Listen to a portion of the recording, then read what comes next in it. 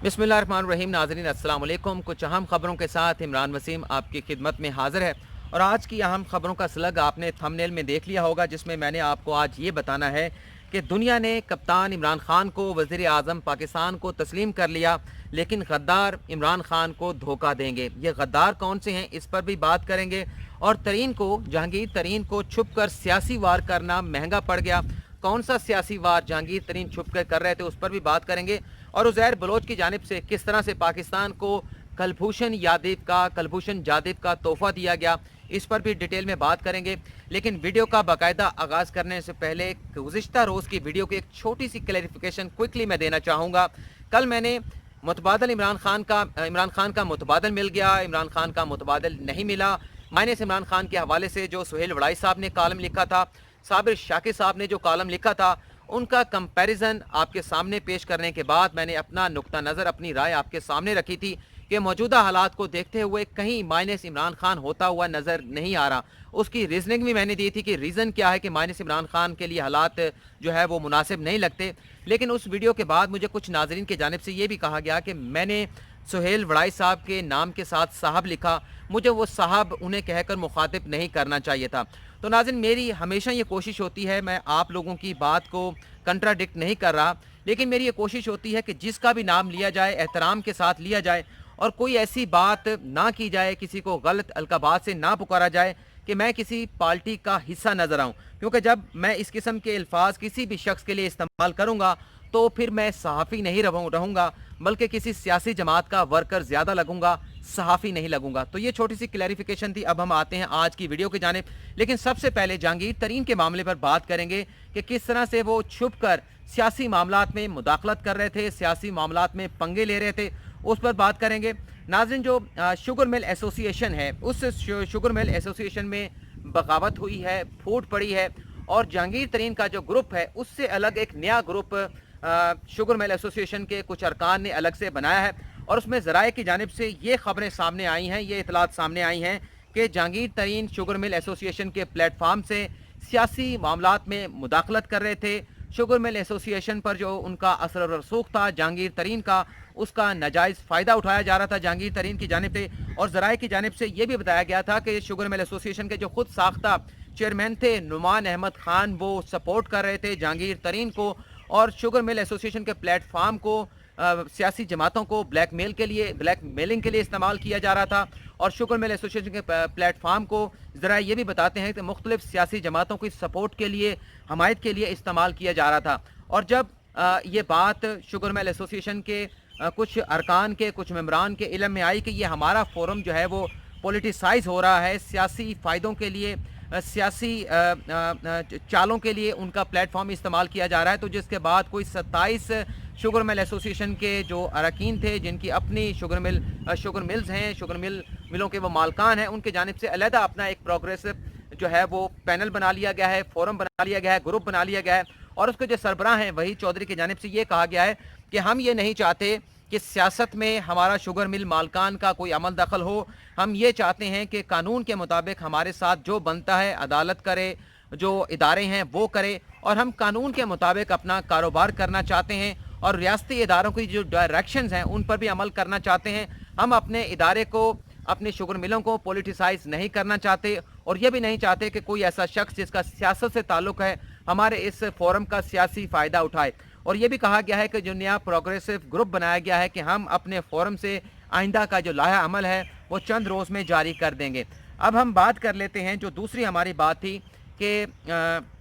Uzair Bloch ने किस तरह से पाकिस्तान को कलभूषण जादिब का तोहफा दिया। वैसे तो कलभूषण जादिब जब पकड़े गए पाकिस्तान में, तो उनकी जो मालूमात इंटेलिजेंस एजेंसियों को मिल रही थी वो 6 साल पहले से मिल रही थी, और उसके नेटवर्क पर इंटेलिजेंस एजेंसियों की जानिब से काम शुरू कर दिया गया था। लेकिन कोशिश ये की जा रही थी कि सिर्फ जो है वो कलभूषण जादिब ना पकड़ा जाए, बल्कि उसके साथ साथ जो उसका पूरा नेटवर्क है उसे भी हिरासत में लिया जाए, उसे भी मंजर आम पर लाया जाए। और जब 2012 के बाद कराची में ऑपरेशन शुरू हुआ, उज़ैर बलोच को गिरफ्तार किया गया, तो इंटेलिजेंस एजेंसियों ने जो इनसे उज़ैर बलोच से जो तहकीकात की थी, जो इससे मालूमात मिली थी, वो भी इंटेलिजेंस एजेंसियों को कलभूषण जादिब तक पहुँचने में बड़ी अहम जो है वो साबित हुई थी। तो ये मालूमात मैंने आपको बताया कि जो उज़ैर बलोच से मिली, वो इतनी बड़ी इफेक्टिव थी कि पाकिस्तान की इंटेलिजेंस एजेंसियां जो है वो कुलभूषण जाधव तक जा पहुंची। अब हम बात कर लेते हैं जो JIT की बहस चल रही है, और उसमें अब हुकूमत की जानिब से, हुकूमत के वजीर जो हैं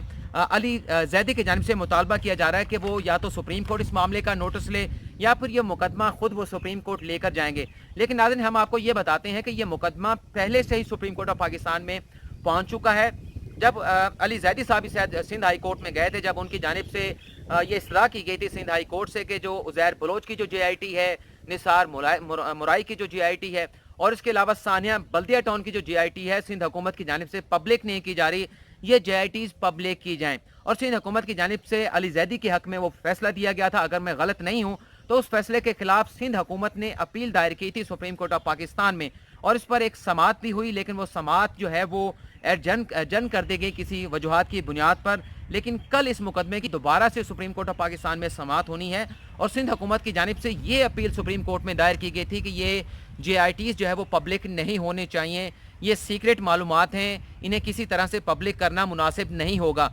कल जस्टिस सुमरता बंदयाल की सरबराही में जस्टिस याया अफरीदी पर मुश्तमिल 2 रुकनी बेंच जो है वो इस केस की समाअत करेगा। सिंध हुकूमत अपना मौक़िफ़ रखेगी, और आज हमने ये भी मालूम करने की कोशिश की कि आया कि सिंध हुकूमत की जानिब से कोई नई दरख्वास्त तो सुप्रीम कोर्ट में नहीं दायर की गई कि अब हम ये अपील जो है वो वापस लेना चाहते हैं, क्योंकि हमने वो रिपोर्ट जो हम नहीं चाहते थे पब्लिक हो वो पब्लिक कर दी गई हैं। लेकिन जो मुतालबा किया जा रहा है, जैसा कि मैंने बताया कि कल इस केस की समाअत होनी है, तो अली जैदी साहब कल आके इस मुकदमे में फरीक बनने की दरख्वास्त भी दे सकते हैं, आज भी दे सकते हैं। लेकिन मुझे जो इस मामले में बड़ी कम्प्लिकेशन नज़र आ रही है, बड़ा कम्प्लिकेटेड किस्म का मामला है कि हुकूमत अपने हाथ जो है वो खुद अदालत के हवाले कर रही है। हुकूमत अपना अख्तियारात इस्तेमाल करने के लिए तैयार नहीं है। मतलब हुकूमत के पास FIA भी है, हुकूमत के पास और भी ऐसे इदारे भी हैं, वजारत दाखिला भी है, उनके ज़रिए ये मालूमात हासिल की जा सकती हैं कि जो रिपोर्ट सिंध हुकूमत की जानिब से पब्लिक की गई है, आया कि वो जेन्युइन है या नहीं, आया कि जो रिपोर्ट अली जैदी के पास है वो जेन्युइन है, या सिंध हुकूमत ने जो पब्लिक की है वो जेन्युइन है।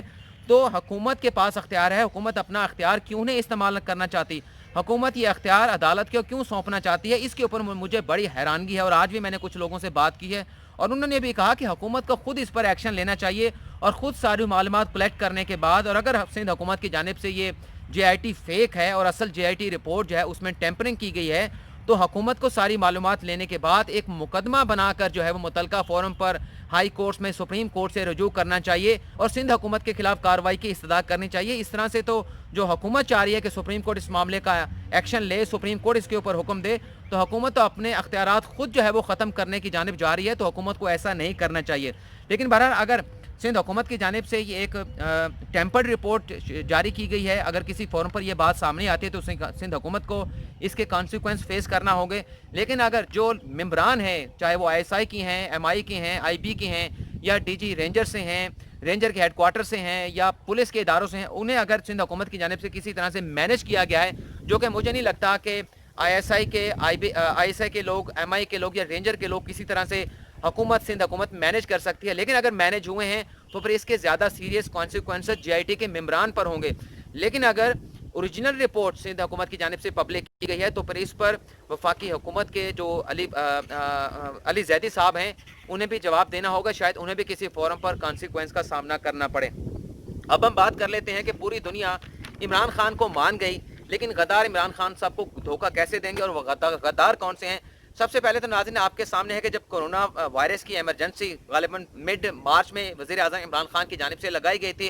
तो किस तरह से उस एमरजेंसी के डिक्लेयर होने के बाद वज़ीर आज़म इमरान खान के खिलाफ साजिशें की गई कि कोरोना वायरस के हवाले से हुकूमत ने जो हिकमत अमली अपनाई है वो किसी तरह से इफेक्टिव साबित नहीं होगी। ये कहा जाता रहा, इमरान खान को इल्ज़ाम दिया जाता रहा कि इसकी वजह से मुल्क में कोरोना वायरस की वबा फैली है। जुल्फ़ी बुखारी पर इल्ज़ाम दिए जाते रहे, और फिर ये भी कहा जाता रहा कि इमरान खान ने कोरोना वायरस के ख़ात्मे के हवाले से जो फैसले लिए हैं उस पर एस्टेब्लिशमेंट नाराज़ है, फ़ौज इमरान खान से नाराज़ है, और इमरान खान को साइडलाइन कर दिया गया है, इमरान खान को अल्टीमेटम दे दिया गया है, और भी बहुत सी इस तरह के बातें की गई। थोड़ा सा हम ब्रेक लेते हैं, अजान शुरू हो गई है, अजान के बाद दोबारा आते हैं।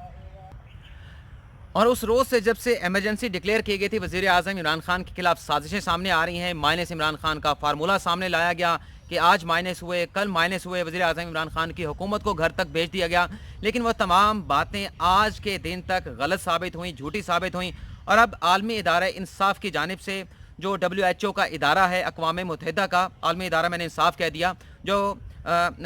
WHO का इदारा है हेल्थ के हवाले से, उसकी जानिब से इमरान खान की कोरोना वायरस के हवाले से लिए गए फ़ैसलों की सताइश की गई है। और जो हिकमत अमली पाकिस्तान में अपनाई गई, जो वज़ीर आज़म इमरान खान की जानिब से फ़ैसले लिए गए, उन्हें रिकगनाइज़ किया गया कि बेहतर फ़ैसले वज़ीर आज़म इमरान खान और उनकी टीम की जानिब से लिए गए, और इन फ़ैसलों की बुनियाद पर पाकिस्तान में जो कोरोना वायरस की शिद्दत है उसमें कमी देखने में आई है। और इस पर बात जो है वो ईसा नकवी साहब ने भी की है, लेकिन उन्होंने WHO के ट्विटर का हवाला किया है, ट्विटर हैंडलर का हवाला दिया है। लेकिन मैं असद उमर साहब के ट्विटर हैंडलर का हवाला दूंगा, जो उन्होंने 2 रोज़ पहले ट्वीट कर दी थी, जिसमें बताया गया था कि WHO के सरबराह के साथ इमरान खान साहब की वीडियो कॉन्फ्रेंस हुई, जिसमें सराहा गया इमरान खान ने पाकिस्तान में कोरोना की वबा को कर्ब करने के लिए, उसके खात्मे के हवाले से, कि आपने बर वक्त बहुत बड़े अच्छे फैसले लिए, जिसके नताइज जो है आज पॉजिटिव देखने में आ रहे हैं। लेकिन अभी भी कोरोना वायरस की वबा नाज़रीन हमारे पाकिस्तान में ख़त्म नहीं हुई। हमें फ़िलहाल जो SOPs हुकूमत की जानिब से जारी किए गए हैं उन पर अमल दरामद करना है, और अभी वो वक्त नहीं पहुंचा